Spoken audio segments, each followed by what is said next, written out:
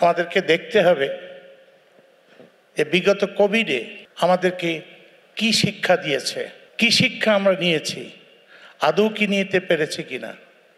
এখনও দেখছি আমরা সবাই আলোচনায় আছি সেই মান্ধাতা আমলে বিদেশি স্টাইলে বিদেশিদের মডেল, আমাদের দেশীয় মডেল চাই। আমরা দেশীয় মডেল চাই।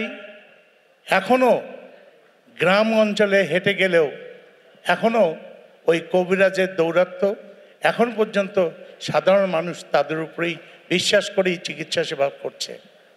আমরা কি চিন্তা করতে পারি না এই কোভিড আমাদেরকে কি শিখিয়েছে? আমরা এখন চিন্তা করছি সরকারি খরচে আমাদের স্বাস্থ্য কমপ্লেক্স করতে হবে, স্বাস্থ্য নিয়োগ করতে হবে, ডাক্তার নিয়োগ করতে হবে। কেন ভাই? আমরা কি বাংলাদেশ কি ডিজিটাল যুগে প্রবেশ করেনি? আমরা কি এখনও কি ওই গ্রাম অঞ্চলে এমনও কি আমরা টেলিমেডিসিন বা ইয়ের মাধ্যমে আমরা কি তাদেরকে চিকিৎসা দিতে পারি না?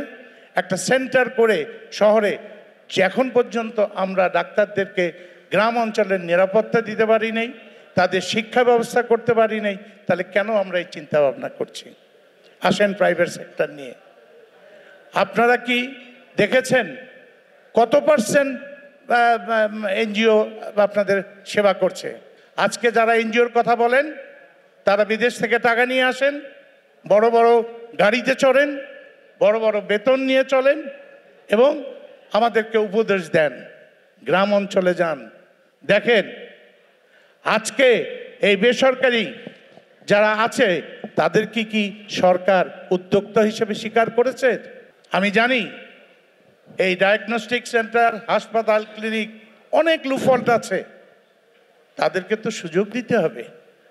যে সেবাগুলি 73% সেবা এই প্রাইভেট সেক্টর দিচ্ছে, সেখানে আমার প্রশ্ন কত পার্সেন্ট এনজিও?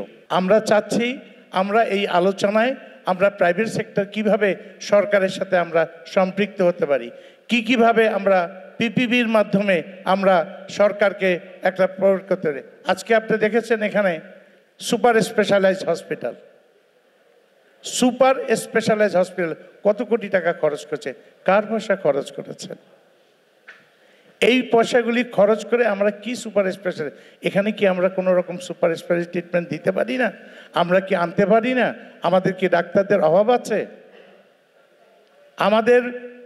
আমরা এখন পর্যন্ত যা দেখেছি, বিশেষ করে প্রাইভেট সেক্টর হসপিটালগুলিতে আপনি দেখেছেন যে এখানে যে কর্পোরেট হসপিটালগুলি তারা যে বিশ্বমানের চিকিৎসা দিচ্ছে, এটা কি আপনারা কেউ রিকগনাইজ করেছেন?